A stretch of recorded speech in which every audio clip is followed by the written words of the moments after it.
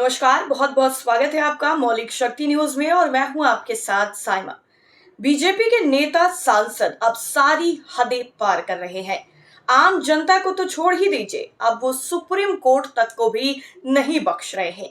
BJP नेताओं ने supreme court को लेकर ऐसा बयान दिया है जिसके बाद राजनीतिक भूचाल आ गया है। तो चलिए बिना देरी के आपको पूरी स्टोरी बताते हैं कि आखिर क्या कुछ मामला है।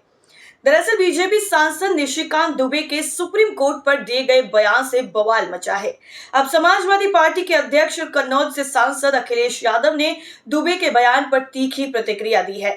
अखिलेश यादव ने कहा है कि अगर बीजेपी के 400 सांसद जीत गए होते तो सड़कों पर तलवारें और राइफलें घूम रही होती। बम तो चलने का यहाँ है ही कुछ।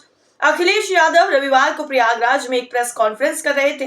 उन्होंने कहा है कि सच्चाई तो ये है कि धार्मिक उन्माद और जातियों का झगड़ा ये बढ़ाने का कोई काम कर रहा है तो बीजेपी के लोग हैं।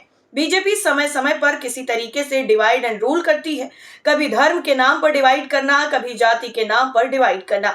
ये बीजेपी के लोगों को प्रोग्राम चलता है। इसके लिए ये लोग फंड लगाते हैं। ये जो कुछ कहा गया है वो बीजेपी की अपनी सोच है।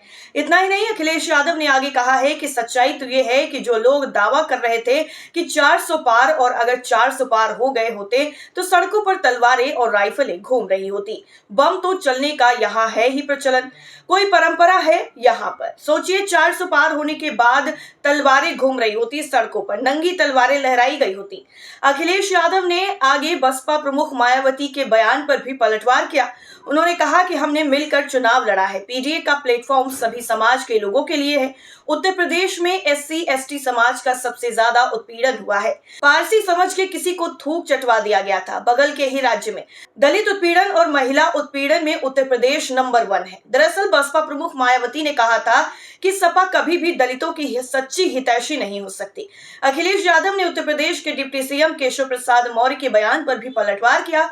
उन्होंने कहा है कि भारतीय जनता पार्टी के लोगों को सीख लेना चाहिए जो स्वामी विवेकानंद ने बताया है, कपड़े से कोई योगी नहीं बन जाता। बताते चले कि मौर्य ने कहा था कि विरासत में कुर्सी मिल सकती है, बुद्धि नहीं।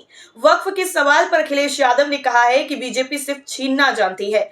ये बीजेपी वक्फ बिल इसलिए लेकर आई है ताकि ये जमीन छीन ले। ये भू माफिया पार्टी है। इन्होंने बहुत सारी सरकारी जमीन ले ली है। इतना ही नहीं, मुर्शिदाबाद पर भी सपा अध्यक्ष का कहना था कि पश्चिम बंगाल में कार्रवाई हो रही है, जांच भी हो रही है, कई लोग गिरफ्तार भी कर लिए गए हैं। लेकिन दंगा करने के पीछे किसी का हाथ होता है तो उसके पीछे भाजपा ही होते हैं। मैं उत्तर प्रदेश का बता रहा हूं। इतना ही नहीं, कन्नौज में एक गरीब से पैसे लेकर उससे मंदिर में मांस का टुकड़ा फुकवा दिया गया था, ये भी कहा है अखिलेश यादव ने। और उन्होंने आगे कहा है कि हमने अपनी सरकार में जांच करवाई, 17 बीजेपी के लोग जेल गए थे। अखिलेश ने यह भी कहा कि किसी भी इतिहास के बारे में चर्चा ना करें, इतिहास को इतिहास ही रहने दें। दूसरा, धर्म में बहुत सारी बातें हैं, जैसा है वैसा ही स्वीकार करना चाहिए। एक दूसरे को ठेस नहीं पहुंचाना चाहिए, ना कोई ऐसी बात करनी चाहिए। तो अब चलिए आपको बताते हैं कि आखिर निशिकांत दुबे का बयान क्या था जिस पर जमकर सियासत हो रही है। दरअसल सुप्रीम कोर्ट और चीफ जस्टिस के बारे में सांसद निशिकांत दुबे के विवादित बयान को लेकर अवमानना की कार्रवाई की मांग भी शुरू हो गई है। सुप्रीम कोर्ट के एक एडवोकेट ऑन रिकॉर्ड ने अटॉर्नी जनरल को चिट्ठी लिखकर अवमानना के मुकदमे की इजाजत मांगी है। दरअसल कंटेम्प्ट ऑफ कोर्ट एक्ट 1971 की धारा 15(1)(b और अवमानना के मामलों के लिए सुप्रीम कोर्ट के 1975 में बने नियमों में से नियम 3C के तहत अटॉर्नी जनरल या सॉलिसिटर जनरल की सहमति के बाद ही सुप्रीम कोर्ट की अवमानना की कार्रवाई शुरू हो सकती है। ऐसे में वकील ने अटॉर्नी जनरल आर वेंकटरमणि को पत्र लिखकर निशिकांत दुबे के बयान की जानकारी दी है। अब पत्र में क्या कुछ लिखा गया है, चलिए वो बताते हैं। दरअसल झारखंड के गोड्डा से बीजेपी सांसद निशिकांत दुबे ने कहा था कि देश में धार्मिक युद्ध भड़काने के लिए सुप्रीम कोर्ट जिम्मेदार है। सुप्रीम कोर्ट अपनी सीमा से बाहर जा रहा है। अगर हर बात के लिए सुप्रीम कोर्ट जाना है तो संसद और विधानसभा का कोई मतलब नहीं है, इसे बंद कर देना चाहिए। इसके साथ ही उन्होंने ये भी कहा था कि इस देश में जितने गृह युद्ध हो रहे हैं उसके जिम्मेदार केवल chief justice of India Sanjeev Khanna साहब हैं। इसके बाद उत्तर प्रदेश से बीजेपी के राज्यसभा सांसद दिनेश शर्मा ने बीजेपी सांसद निशिकांत दुबे के सुप्रीम कोर्ट पर दिए गए बयान को लेकर कहा कि जब बाबा साहब अंबेडकर ने संविधान बनाया था तो उसमें उन्होंने विधायिका और न्यायपालिका के अधिकारों का स्पष्ट रूप से वर्णन किया है। भारत के संविधान के मुताबिक कोई भी लोकसभा और राज्यसभा को निर्देशित नहीं कर सकता है और राष्ट्रपति ने पहले ही इस पर अपनी सहमति दे दी है।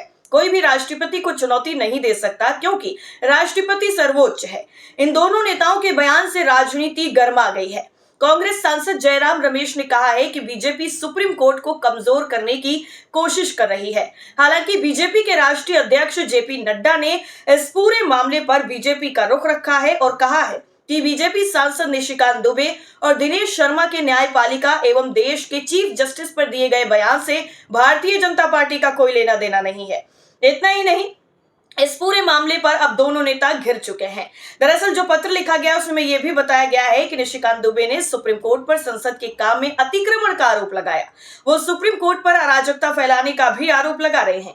वकील ने लिखा है कि संविधान में सुप्रीम कोर्ट को दायित्व दिया गया है कि वो किसी कानून की संवैधानिकता की जांच करे। निशिकांत दुबे बातों को गलत तरीके से रखकर सुप्रीम कोर्ट को बदनाम करने की कोशिश कर रहे हैं। कर्नाटक हिजाब केस और वक्फ संशोधन कानून मामले के साथ ही कई बड़े मामलों से जुड़े रहे एडवोकेट ऑन रिकॉर्ड ने कहा है कि निशिकांत दुबे ने सुप्रीम कोर्ट पर मंदिरों के मामले में कागज मांगने और मस्जिदों को छूट देने का भी आरोप लगाया है।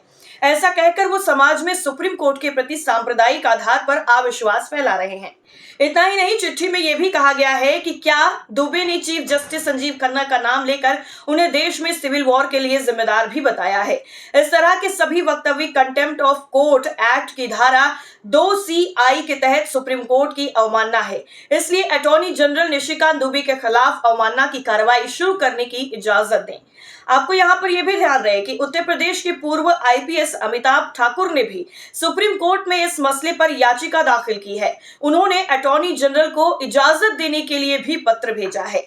अब जिस तरीके से ये पूरा मामला एक के बाद एक नया मोड़ ले रहा है और निशिकांत दुबे से लेकर दिनेश शर्मा की जो बयान है उस पर जमकर सियासत हो रही है, विपक्षी लगातार घेर रहे हैं और जो दोनों बीजेपी के नेताओं की तरफ से सुप्रीम कोर्ट को लेकर यह बयान दिया गया है उसके बाद अब कंटेम्प्ट ऑफ कोर्ट एक्ट के तहत कार्रवाई होना लाजमी माना जा रहा है। वैसे आपको क्या मानना है इस पूरी खबर पर? कमेंट करके जरूर बताइए। फिलहाल के लिए इतना ही। नमस्कार।